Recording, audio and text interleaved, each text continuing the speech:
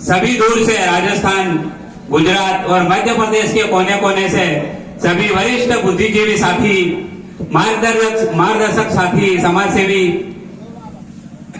सभी क्षेत्र से पहुंचे युवा, माताएं, बहनें और विद्यार्थी साथियों, आप सभी लोगों का इस भावना की धरती में स्वागत, वंदन, अभिनंदन, जोहार करता हूं। यहाँ पर व्यवस्था के लिए पधारे पुलिस प्रशासन का भी मैं लाख लाख जोहार, धन्यवाद, जोहार करता हूं।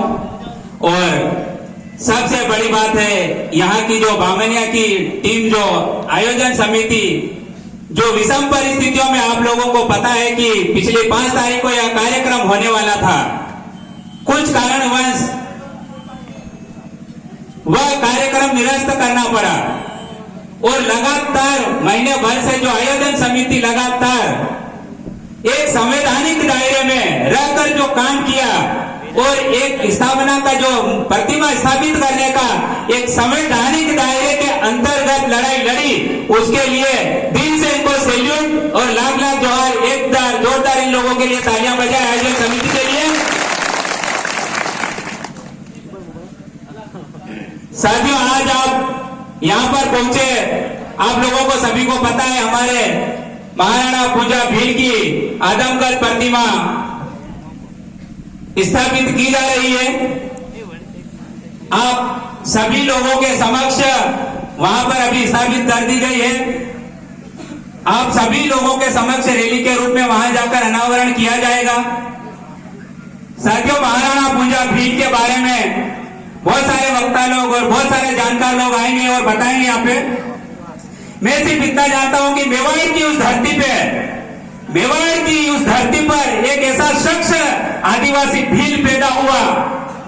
मेवाड़ की उस धरती पे, घोमट के उस क्षेत्र में एक ऐसा योद्धा पैदा हुआ, उसमें इतना साहस, इतनी क्षमता, धैर्य, ताकत कितना होगा जब मुगलों की जब सेना महाराणा प्रताप पर आक्रमण कर उनको हराकर खदेड़ दिया, तब महाराणा प्रताप का सहयोग राणा पूजा भील ने किया और हल्दी घाटी की लड़ाई लड़ी। उस लड़ाई में पूरी ताकत के साथ, शौर्य के साथ वहां मुकाबला किया और लड़ाई में मुगलों की सेना को हराया और उस मेवाड़ की राजगद्दी पर फिर से महाराणा प्रताप को बिठाया पूर्ण पूजा भील ने। और वहां भूल समुदाय ने महाराणा पूजा भील ने उन राजवंश के जो लोग थे, जो महाराणा प्रताप के साथ थे, उन लोगों को सहयोग दिया, शरण दी उन लोगों को, जो भी चीजें उन लोगों के लिए समस्याएं खड़ी थी, उनके साथ में वो खड़े रहे और उनकी लड़ाई साथ मिलकर लड़ी। आज भी मेवाड़ के उस क्षेत्र में महाराणा पूजा भील और महाराणा प्रताप दोनों का, उनकी मां ने बोला था कि आज से उनको दत्तक पुत्र माना और उनको राज्य चिन्ह और वहां का जो राजकीय चिन्ह था उससे सम्मानित करके, और एक साइड में राणा पूजा भील और एक साइड में महाराणा प्रताप की प्रतिमा आज भी स्थापित है उस क्षेत्र में। तो साथियों, महाराणा पूजा भील की आज प्रतिमा स्थापित की जाएगी आप लोगों के सामने। साथियों, ज्यादा मैं इस तरफ न जाते हुए मैं युवाओं के लिए 2 शब्द बोलना चाहूंगा 2 विषय पे। जो पिछले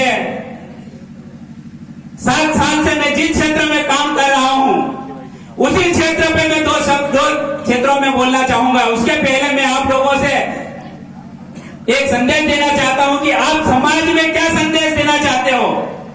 हम इतने साल से काम कर रहे हैं, हमारी यूनिटी होने का नाम नहीं ले रही है और हम बिखरते जा रहे हैं। क्या हम लोगों को लोकतंत्र प्रणाली में भरोसा है कि राजतंत्र में? बताइए आप लोग, लोकतंत्र चाहिए कि राजतंत्र? लोकतंत्र प्रणाली पे भरोसा करना है ना। हम लोगों को शिक्षा चाहिए कि राजनीति? शिक्षा। क्या चाहिए? शिक्षा। हम लोगों को रोजगार चाहिए कि राजनीति? रोजगार। क्या चाहिए? रोजगार। अरे पहले क्या चाहिए, राजनीति की शिक्षा? शिक्षा। क्या जरूरी है समाज के लिए? शिक्षा। सबसे पहले रोजगार चाहिए कि रोजगार क्या चाहिए? रोजगार। तो फिर राजनीति के पीछे हम क्यों पड़े रहते हैं?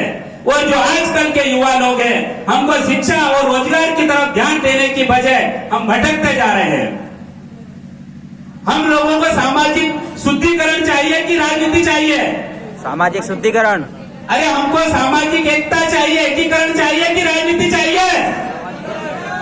समाज का एकीकरण चाहते हो कि राजनीति? जोर से बोलो, सुनाई नहीं दे रहा मेरे को। समाज का एकीकरण चाहिए हमको शिक्षा चाहिए, हमको रोजगार चाहिए। इस मुद्दे पे तो हम बात ही नहीं करते हैं। हमारे मुद्दे तो व्हाट्सएप यूनिवर्सिटी में कुछ और ही चल रहे हैं। चल रहे ना? 24 घंटे व्हाट्सएप यूनिवर्सिटी में कौन क्या पोस्ट डाल रहा है हमें कोई पता नहीं। हम सीधा फॉरवर्ड करने का काम करते हैं, लिखा क्या है वो भी नहीं मालूम है। जो हमारा तरीका बिल्कुल गलत है। साथियों, मैं दो ही मुद्दे बोलूंगा, शिक्षा और रोजगार। साथियों, शिक्षा के क्षेत्र में ट्राइबल एरिया में देखिए, आप युवा लोग कोई आवाज उठाने को तैयार नहीं है।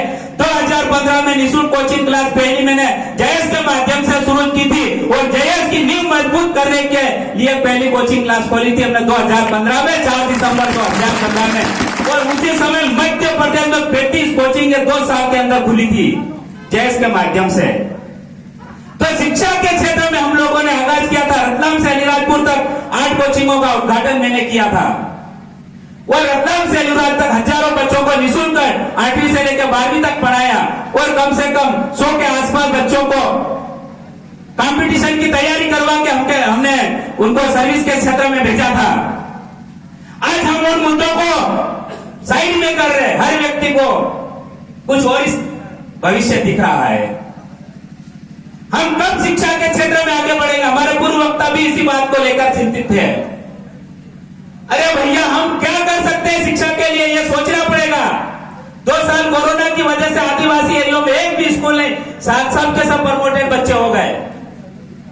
और जो कंपटीशन की तैयारी कर रहे थे उन बच्चों का भी भविष्य खराब हो रहा है। हम उस क्षेत्र में कोई बात करने को तैयारी नहीं है। साथियों, हमारे समाज को मजबूत करना है तो डॉक्टर चाहिए कि नहीं, वकील चाहिए कि नहीं, इंजीनियर चाहिए कि नहीं, एसडीएम चाहिए कि नहीं, कलेक्टर चाहिए कि नहीं, टीआई चाहिए कि नहीं, डीएसपी चाहिए कि नहीं? तो कहां है भैया? उसकी तैयारी कौन करवाएगा? कोई ऊपर से आएगा क्या? उसके लिए कौन बोलेगा? उसके लिए कौन बोलेगा? आवाज कौन उठाएगा? हम लोगों को उसकी आवाज उठाना पड़ेगी। हम लोग उस आवाज को उठाना ही नहीं चाहते।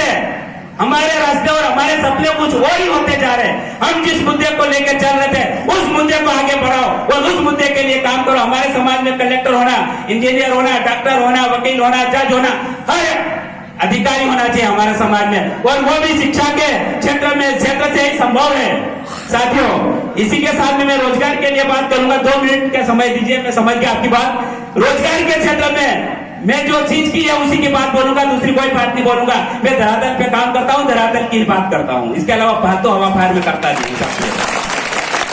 मैंने शिक्षा के रोजगार के क्षेत्र में पिछले 7 साल में करीब 25 से 25 युवाओं को रोजगार के क्षेत्र में आगे बढ़ाया। आज 15 युवा जो 50 रुपए नहीं मिलते थे वो आज 5,000 रुपए जेब में लेके चलते हैं। ये मैंने करके दिखाया रोजगार के क्षेत्र में। तो ये रोजगार के क्षेत्र में हम कब बढ़ेंगे आगे और कब ये चीज करेंगे?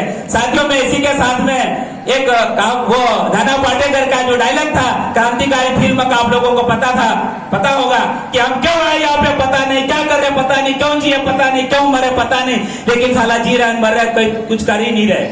तो हमको एक मिशन लेके चलना पड़ेगा शिक्षा और रोजगार का। और रोजगार और शिक्षा पहले और पॉलिटिक्स बाद में। पहले क्या होना चाहिए? शिक्षा रोजगार के पॉलिटिक्स? शिक्षा रोजगार पहले। साथियों, धन्यवाद। जय जवान, जय आदिवासी, जय भीम।